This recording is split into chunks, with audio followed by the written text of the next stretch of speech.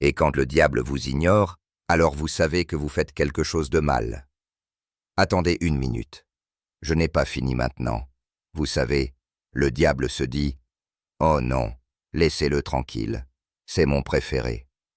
Une chose est sûre, quand vous m'engagez, vous engagez un acteur noir. Et si vous l'avez écrit et que vous n'avez pas vu un acteur noir quand vous l'avez écrit, ou même si vous en avez vu un, parfois ce que vous mettez dans ma bouche ne correspond pas à ma façon de parler. Cela dépend de ce que j'ai lu. Vous avez créé un personnage qui est beaucoup plus éduqué que vous ne lui permettez de s'exprimer. Je peux conjuguer, et beaucoup de gens le peuvent. Donc, je n'ai pas besoin que vous écriviez du vernaculaire noir pour moi. Je peux dire ce que vous voulez dire, mais vous devez le dire de cette façon. Si je viens d'ailleurs, je peux le dire de cette façon. Je ne regarde pas les films de Tyler Perry. Et vous savez, maintenant pouvez-vous me dire pourquoi? Je veux savoir pourquoi vous ne regardez pas Tyler Perry. Je veux connaître votre opinion sur Tyler Perry. Alors, écoutez, c'est méga de Mike Sunlish. Et je dis juste que c'est pour ça que je ne regarde pas les films de Tyler Perry. Je pense que les films de Tyler Perry sont tous très stéréotypés en ce qui concerne les Noirs. Ils renforcent en quelque sorte l'aspect négatif des Noirs. Je le vois dans certaines émissions. J'en entends parler. Je n'étais pas fan du personnage de média. Je ne voyais pas tout le battage médiatique et tout ce que le personnage représentait, ce qui était drôle. Ça ne m'a pas interpellé. Mais quand j'ai vu certaines de ces émissions, pas seulement les siennes, mais quand je vois les émissions de Tyler Perry, elles sont juste très stéréotypées, et je me dis que je n'en veux pas.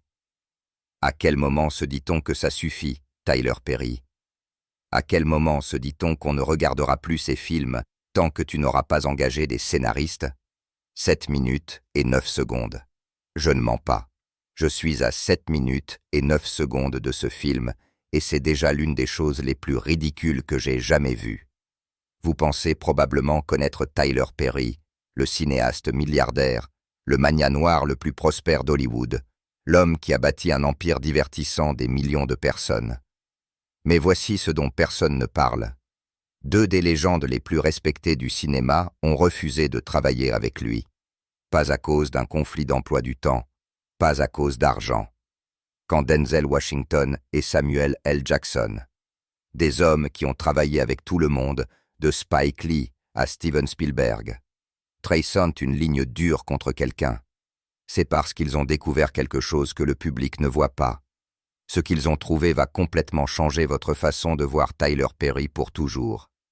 Mais avant de plonger dans ce que Denzel et Samuel L. ont découvert, vous devez comprendre quelque chose. Tyler Perry n'est pas tombé accidentellement dans la controverse. Les murmures ont commencé il y a des années. Imaginez ceci. 2011, Spike Lee, l'homme qui nous a donné Do the Right Thing, et Malcolm X s'assoient pour une interview. Maintenant, tout le monde sait que Spike n'édulcore rien, surtout quand il s'agit de la représentation des Noirs au cinéma. Ce qu'il a dit du travail de Tyler Perry était absolument dévastateur. Il a appelé ça du « coonery », terme péjoratif désignant un comportement servile des Noirs, et de la bouffonnerie. Laissez ça vous imprégner un instant. Dans la communauté noire, ce ne sont pas des mots que l'on lance à la légère. C'est fondamentalement l'équivalent artistique d'être excommunié. Quand le réalisateur de certains des films noirs les plus importants du cinéma qualifie votre travail de stéréotype nuisible, cela aurait dû être un moment qui met fin à votre carrière parce que chaque artiste devrait être autorisé à poursuivre son entreprise artistique. Mais je pense toujours qu'il y a beaucoup de choses aujourd'hui qui sont du coonery et de la bouffonnerie. Et je sais que ça rapporte beaucoup d'argent, que ça bat des records, mais on pourrait faire mieux. Mais voici ce qui est fascinant. Rien ne s'est passé. Les films de Perry ont continué à rapporter des millions. Ses studios ont continué à s'agrandir.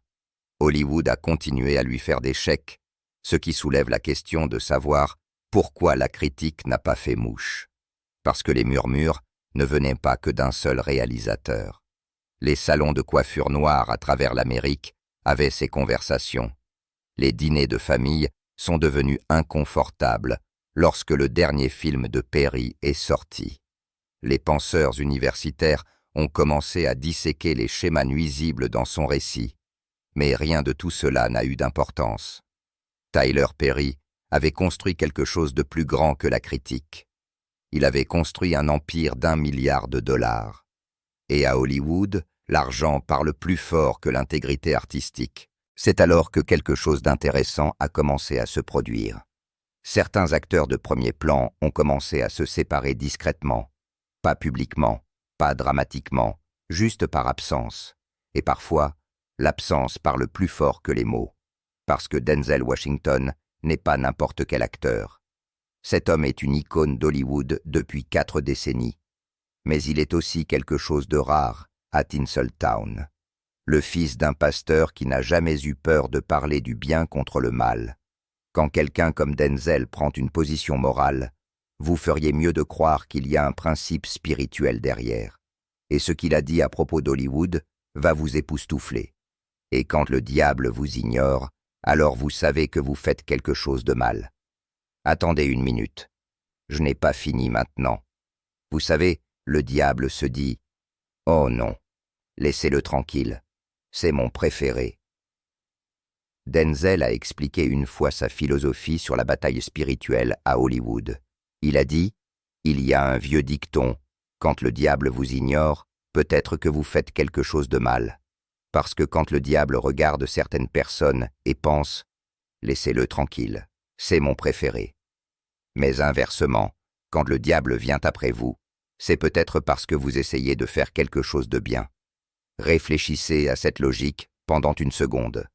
Si vous êtes à l'aise à Hollywood et que personne ne vous attaque, si tout se passe bien, cela pourrait en fait être un signal d'alarme.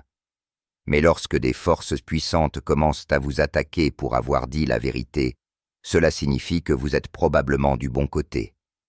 Maintenant, appliquez cette philosophie à Tyler Perry. Dave Chappelle a renoncé à 50 millions de dollars et a été traité de fou. Cat Williams a dit la vérité sur la corruption de l'industrie et a été mis sur liste noire. Spike Lee a critiqué les stéréotypes nuisibles et a été marginalisé. Tous ont été confrontés à de sérieuses réactions négatives pour avoir contesté le système. Pendant ce temps, Tyler Perry continue d'être récompensé. Des accords d'1 milliard de dollars, la propriété de studios, les éloges de l'industrie. Selon la logique de Denzel, qui pensez-vous est réellement du bon côté? Mais il devient personnel, aussi. Parce qu'apparemment, Tyler Perry a une fois approché Denzel pour un rôle qui a franchi de sérieuses limites. Des sources proches de Denzel suggèrent qu'il a trouvé l'approche profondément irrespectueuse. Pas seulement professionnellement, mais moralement. Quand vous avez affaire à quelqu'un du calibre de Denzel, un double lauréat d'un Oscar qui a travaillé avec des légendes comme Spike Lee, Ridley Scott et Tony Scott, pour qu'il qualifie une offre de rôle d'irrespectueuse, cela en dit long. Ou Tyler Perry blessant les Noirs. Tyler Perry est sur le point d'acheter BET. Je ne regarde pas les films de Tyler Perry. Et vous savez, maintenant pouvez-vous me dire pourquoi? Je veux savoir pourquoi vous ne regardez pas Tyler Perry. Je veux connaître votre opinion sur Tyler Perry. Écoutez, c'est méga de Mike Sunlish. Et je dis juste que c'est pour ça que je ne regarde pas les films de Tyler Perry. Je pense que les films de Tyler Perry sont tous très stéréotypés en ce qui concerne les Noirs. Ils renforcent en quelque sorte l'aspect négatif des Noirs. Je le vois dans certaines émissions. J'en entends parler. Je n'étais pas fan du personnage de Média. Je ne voyais pas tout le battage médiatique et tout ce que le personnage représentait, ce qui était trop drôle. Ça ne m'a pas interpellé, mais quand j'ai vu certaines de ses émissions, pas seulement les siennes, mais quand je vois les émissions de Tyler Perry, elles sont juste très stéréotypées, et je me dis que je n'en veux pas. Denzel est à Hollywood depuis 40 ans. Il connaît le talent organique par rapport aux projets soutenus par le système. Quand Denzel prend une position morale contre quelqu'un, ce ne sont pas des différences créatives, c'est un discernement spirituel. Mais Denzel n'est pas la seule légende à éviter discrètement Tyler Perry. Samuel L. Jackson, l'acteur le plus rentable de l'histoire d'Hollywood, n'est également jamais apparu dans une production de Perry, et ce n'est pas un accident. Jackson est dans ce jeu depuis plus de 5 décennies. Il a travaillé avec tout le monde. Quentin Tarantino, Spike Lee, George Lucas, Marvel Studios. Cet homme est apparu dans plus de 150 films. Il n'est pas difficile sur les projets. Il est stratégique sur les collaborateurs. Voici ce que la plupart des gens ne comprennent pas. Quand vous êtes à Hollywood aussi longtemps que Samuel L. Jackson, vous développez des instincts sur la dynamique du pouvoir. Vous apprenez à repérer la différence entre quelqu'un avec qui il est difficile de travailler et quelqu'un qui est vraiment dangereux. Jackson comprend comment l'industrie protège certaines personnes tant qu'elles rapportent de l'argent. Il a vu des actifs d'1 milliard de dollars être protégés de la critique. Des poursuites disparaissent. Des victimes sont réduites au silence. Quand vous êtes témoin de ce schéma pendant des décennies, vous apprenez à reconnaître les signes avant-coureurs. Et voici la chose à propos des acteurs de premier plan comme Jackson. Ils ont le luxe du choix. Ils n'ont pas besoin de chaque chèque de paye. Ils peuvent se permettre d'être sélectifs sur les personnes qu'ils fréquentent professionnellement. Ainsi, quand Samuel L. Jackson, quelqu'un qui a travaillé avec des réalisateurs controversés, des producteurs exigeants, des costards difficiles, choisit d'éviter complètement Tyler Perry, cela en dit long. Il ne s'agit pas de différences artistiques ou de conflits d'emploi du temps. Une chose est sûre, quand vous m'engagez, vous engagez un acteur noir.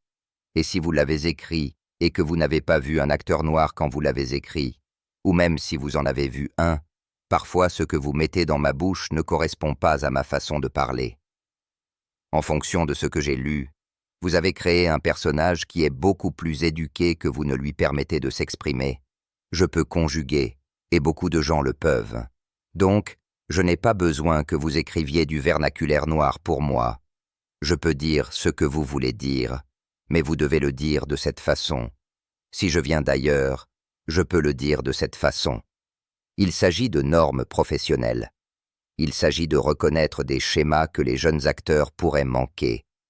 Il s'agit de comprendre que certaines collaborations comportent des coûts cachés qu'aucune somme d'argent ne peut justifier. Le silence de Jackson sur Tyler Perry est assourdissant. Dans une industrie où tout le monde fait l'éloge de tout le monde publiquement, Jackson n'a jamais dit un mot positif sur le travail de Perry, ne l'a jamais défendu lors de controverses, n'a jamais exprimé d'intérêt pour une collaboration. Ce genre de distance professionnelle de quelqu'un de la stature de Jackson, ce n'est pas une coïncidence. C'est un choix conscient. Ce que nous allons vous montrer explique exactement pourquoi il a fait ce choix. Alors, voici où les choses deviennent absolument troublantes, parce que nous ne parlons plus de différences créatives. Nous parlons d'un lieu de travail de mauvais traitement qui vous choquerait si cela se produisait dans une autre entreprise. Brandon Jay, un jeune acteur qui a travaillé sur la production de Tyler Perry de Meet the Brown. Ce qu'il va vous dire va expliquer exactement pourquoi les vétérans de l'industrie, comme Denzel et Samuel, restent loin des plateaux de Perry. Brandon décrit son expérience comme la chose la plus stressante et la plus difficile qu'il ait jamais faite de toute sa vie. Mais, voici le hic. Cela ne devait pas être difficile.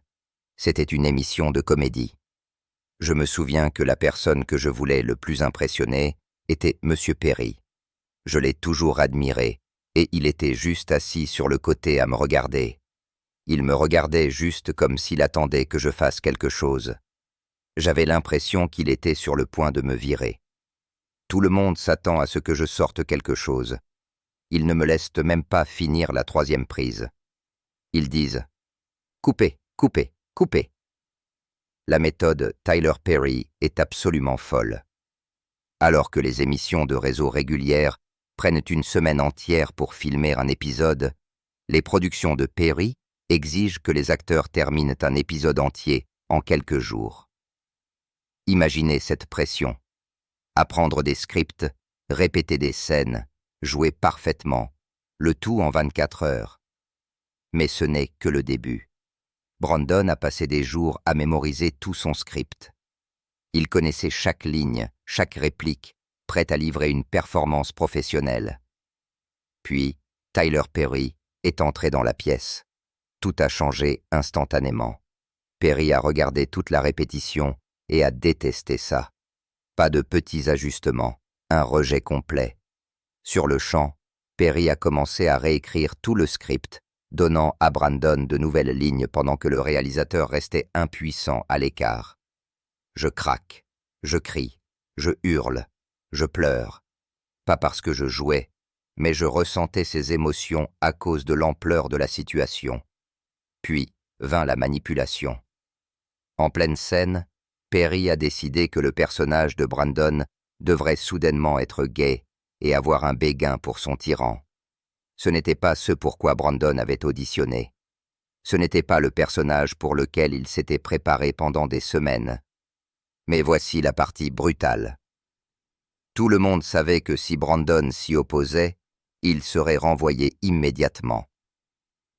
Dans tout lieu de travail normal, le fait de modifier radicalement les responsabilités de travail de quelqu'un sans son consentement serait considéré comme un environnement de travail hostile. Dans le monde de Tyler Perry, c'est apparemment juste mardi. La pression a complètement brisé Brandon. Il décrit avoir perdu connaissance à cause de la colère et de la frustration. À la 4e prise, il a complètement perdu le contrôle. Criant, hurlant, pleurant, non pas parce qu'il jouait, mais parce que l'exploitation émotionnelle avait été complètement accablante. Perry était assis à regarder la dépression des jeunes acteurs comme si c'était un divertissement. Pas de compassion, pas de conseils professionnels, juste une observation froide de la souffrance humaine. Maintenant, imaginez si Denzel Washington ou Samuel L. Jackson avaient été témoins de ce genre de traitement. Ce sont des hommes qui ont travaillé avec des réalisateurs respectueux pendant des décennies. Ils comprennent les normes professionnelles. Ils connaissent la différence entre la pression créative et les mauvais traitements systématiques. Et ce n'était pas un incident isolé. Plusieurs acteurs ont des histoires similaires, mais la plupart restent silencieux par peur de représailles de l'industrie. Mais les mauvais traitements au travail n'étaient que le début. Ce que nous allons vous montrer ensuite explique exactement pourquoi Denzel et Jackson ont protégé leur réputation en restant loin de Tyler Perry. Tyler Perry et Tyler Perry Studios sont maintenant accusés par l'un de leurs anciens acteurs, Braxton Wells, d'avoir couvert son viol, NSA, par l'un de leurs hauts dirigeants. Braxton Wells est un ancien acteur de la série Ruthless. A également figuré dans The Oval. Cela vous dit quelque chose? Comme vous le savez, c'est le mois dernier que Derek Dixon a poursuivi Tyler Perry pour 260 millions de dollars. Eh bien, apparemment, Braxton Wells a conclu un accord avec Tyler Perry Studios en octobre 2024, il n'y a pas si longtemps. Il a accusé le vice-président principal de Tyler Perry de l'avoir violé et agressé sexuellement. Il a également allégué que Mark Swinton l'a violé. Mark est sur la gauche. Il travaille avec Tyler Perry depuis plusieurs années, probablement plus de 15 ans sur des projets de télévision scénarisés et des films. Donc Braxton Wells, sur ses médias sociaux, a partagé diverses vidéos, captures d'écran, et même son accord de règlement où il a réglé avec Tyler Perry Studios, Tyler Perry, et marque dans cet accord de règlement qu'il a également signé un accord de non-divulgation. Dans le règlement, il a reçu un demi-million de dollars. Cependant, 21 000 dollars sont allés à son équipe juridique. Cependant, il prétend qu'il s'est senti mal représenté par son équipe juridique. Il dit que l'avocat de Derek Dixon, il l'avait contacté avant tout le truc de Derek Dixon et il a refusé de prendre son cas. Cependant, il veut qu'il soit impliqué dans la bande de Derek. Il convient de noter que Braxton est un ancien vétéran de l'armée et il dit qu'il y avait certaines choses parce qu'il est un vétéran qu'il aurait dû avoir les moyens de faire valoir ses droits. Il a également déposé un rapport de police à ce sujet. Il avait posté avant même de poster ici. Il avait posté avant de conclure l'accord avec ses revendications. Il pense que l'avocat qui le représentait était de connivence avec Tyler Perry et Tyler Perry Studios. Braxton pense également que même s'il a signé l'accord de règlement et qu'il y a une non-divulgation dans l'accord de règlement, il estime qu'il est nul parce qu'il l'a signé sous la contrainte. Il croit que son équipe juridique l'a mal représenté. Il croit qu'il travaillait avec l'équipe juridique de Tyler Perry contre lui. Mais voici la chose.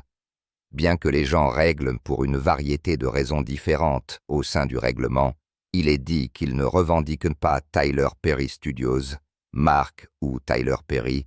Ils ne revendiquent aucune responsabilité ou être coupables de ce qu'ils les accusent d'eux.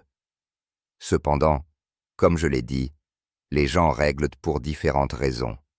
Je ne comprends tout simplement pas pourquoi vous vous contenteriez de régler alors que votre vice-président principal est accusé de violer quelqu'un.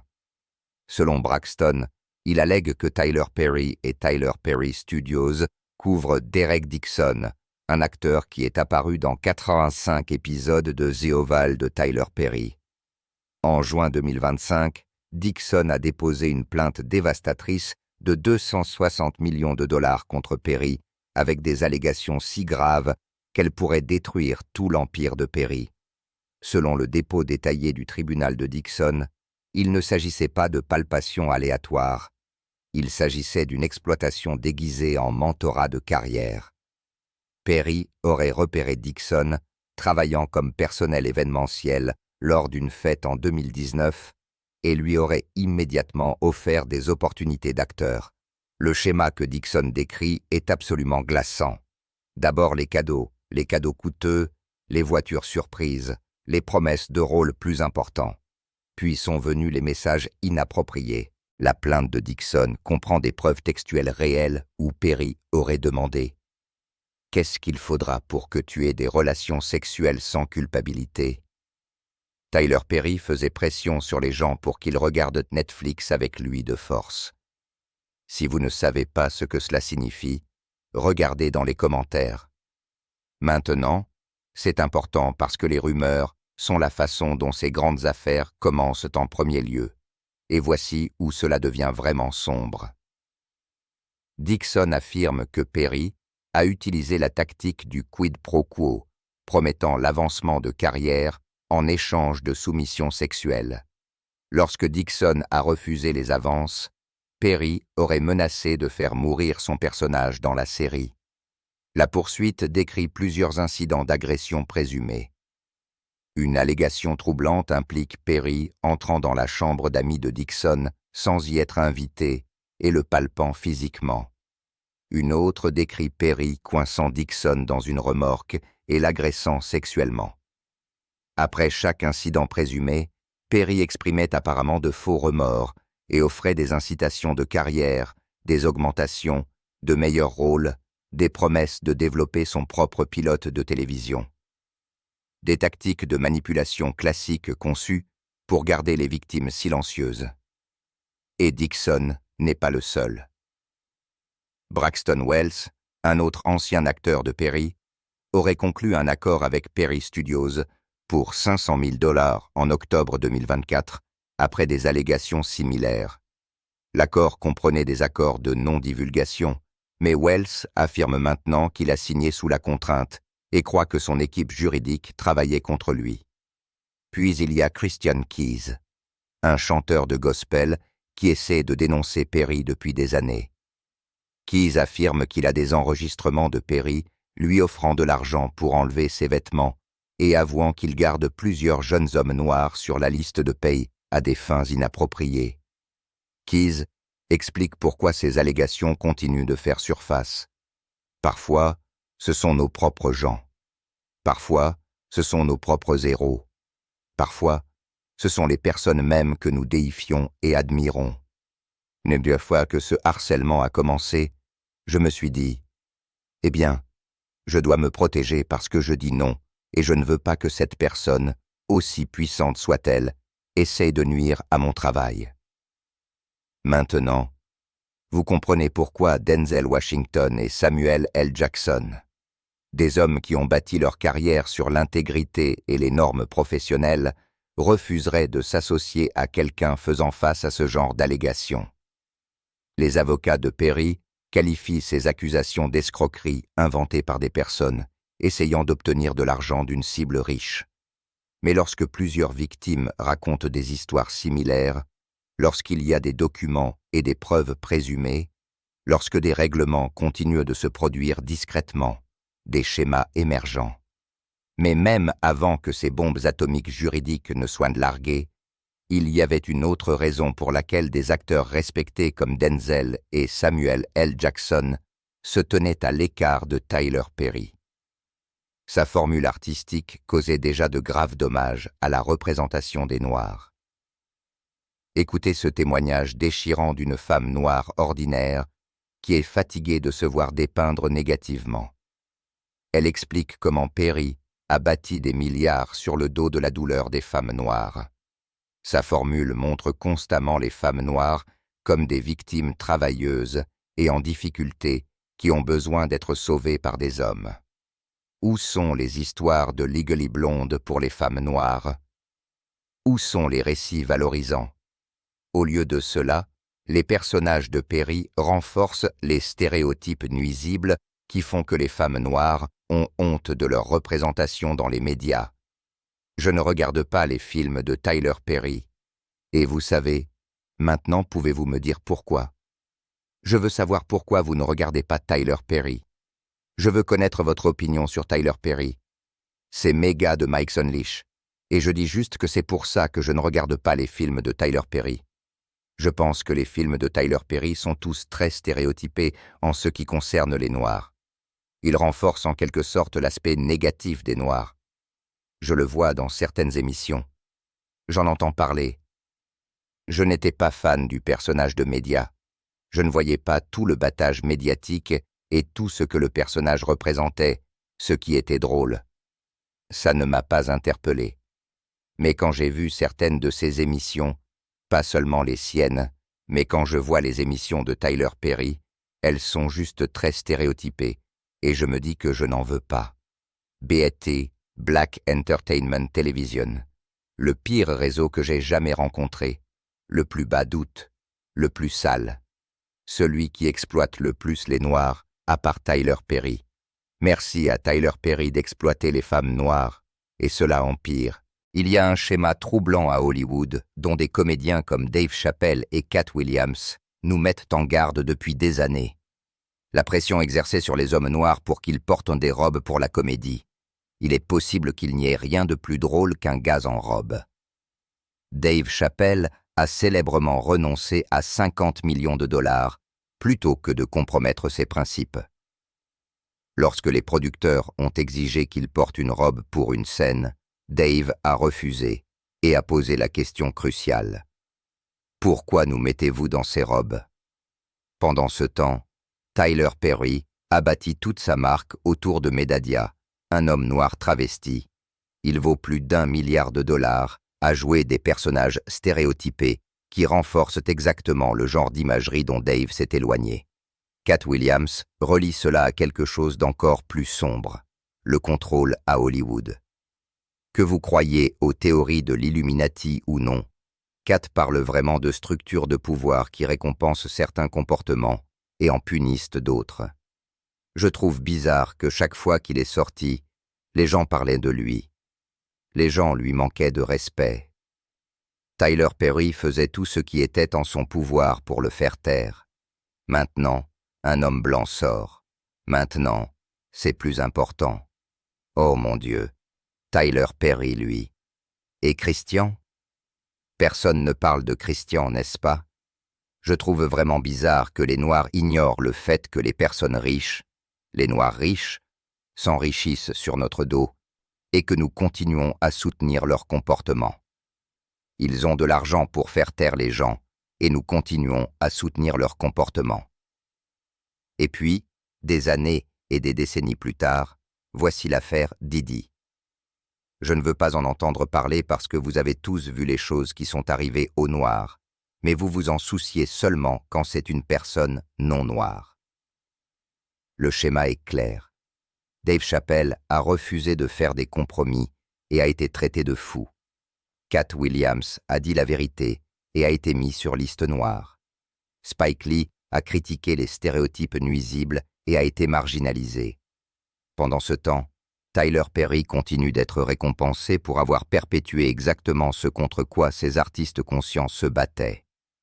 Pour des acteurs comme Denzel Washington, le fils d'un prédicateur qui comprend le royaume spirituel, s'associer à la marque de divertissement de Perry représenterait un compromis moral.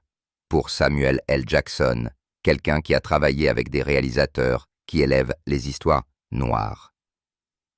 L'approche de Perry représente tout ce qui ne va pas avec le traitement des récits noirs par Hollywood. Ce ne sont pas seulement des différences créatives, ce sont des désaccords fondamentaux sur ce que le cinéma noir devrait représenter et si le succès financier justifie la perpétuation de stéréotypes nuisibles. Et maintenant, vous comprenez exactement pourquoi deux des légendes les plus respectées d'Hollywood ont fait le choix conscient d'éviter complètement Tyler Perry. Il ne s'agit pas de différences créatives ou de conflits d'emploi du temps. Il s'agissait de clarté morale et d'intégrité professionnelle. Washington et Jackson ont quelque chose que la plupart des acteurs n'ont pas. Le pouvoir de choisir leurs collaborateurs. 4 décennies à Hollywood vous donnent du recul. Vous apprenez à reconnaître la différence entre quelqu'un qui est exigeant mais professionnel et quelqu'un qui est vraiment dangereux. La montée en douceur de Harry vers un succès d'1 milliard de dollars, malgré des critiques constantes et maintenant des allégations graves, s'inscrit parfaitement dans la vision du monde de Denzel sur qui est récompensé à Hollywood. La connaissance de l'industrie de Samuel L. Jackson est encore plus profonde. Il a travaillé avec tout le monde, de Quentin Tarantino à George Lucas en passant par Marvel Studios. Il comprend comment fonctionnent les dynamiques de pouvoir, comment les victimes sont réduites au silence, comment les actifs d'1 milliard de dollars sont protégés quel que soit leur comportement.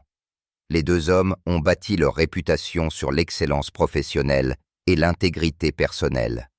S'associer à quelqu'un faisant face à des allégations de mauvais traitement au travail et d'inconduite sexuelle endommagerait tout ce qu'ils ont travaillé à construire pendant des décennies. Et c'est pourquoi des légendes comme Jackson et Washington refusent de travailler avec Perry. Ils ont passé leur carrière à construire le respect de l'excellence noire, et ils ne participent pas à des projets qui démolissent ce qu'ils ont travaillé à construire. Leur position n'est pas isolée. Même la légende de la comédie Paul Mooney n'a pas pu contenir son dégoût pour l'imagerie de Tyler Perry. Je suis très fier de Monique. Elle a fait un excellent travail. Je suis heureux pour elle. J'espère qu'elle obtiendra un Academy Award, NAACP, mais le film, je n'ai pas pu m'en empêcher. En tant qu'homme noir, ce film, je ne pouvais pas supporter ce film.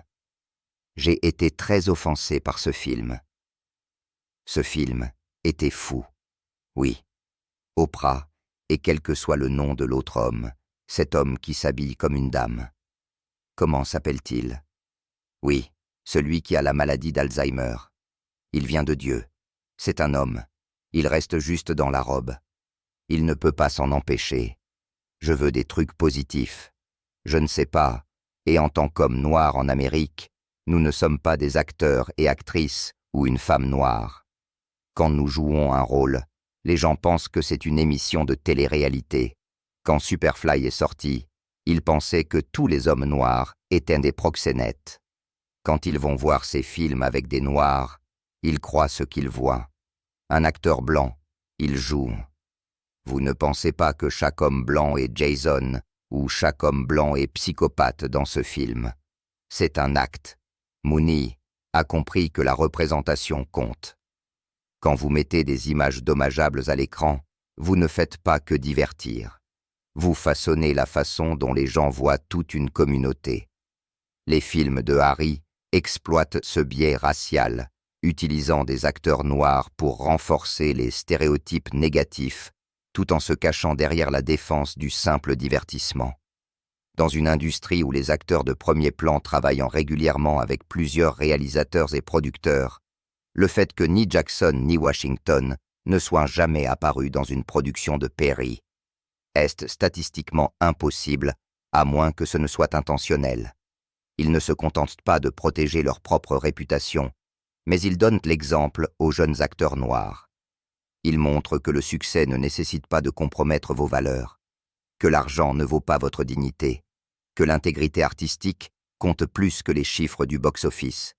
Maintenant, avec des poursuites de 260 millions de dollars, des preuves documentées, de multiples accusateurs et des règlements avec des accords de non-divulgation, leurs instincts se sont révélés corrects. Alors que d'autres acteurs se sont empressés de se séparer de Perry, Denzel Washington et Samuel L. Jackson ne se sont jamais approchés assez près pour avoir besoin de s'éloigner. Ils ont vu les signes avant-coureurs il y a des années et ont fait le choix moral et courageux de s'éloigner. C'est à ça que ressemble la véritable intégrité à Hollywood. Alors, voilà. Pendant que Tyler Perry construisait son empire d'1 milliard de dollars, Denzel Washington et Samuel L. Jackson protégeaient discrètement leur intégrité. Ils ont reconnu les schémas avant tout le monde. Les mauvais traitements au travail, les stéréotypes nuisibles, l'exploitation. Maintenant, avec de multiples poursuites et des preuves croissantes, leur courage moral semble prophétique. Parfois, la déclaration la plus puissante n'est pas ce que vous dites, c'est avec qui vous refusez de travailler. Les vraies légendes protègent leur âme, pas seulement leur carrière.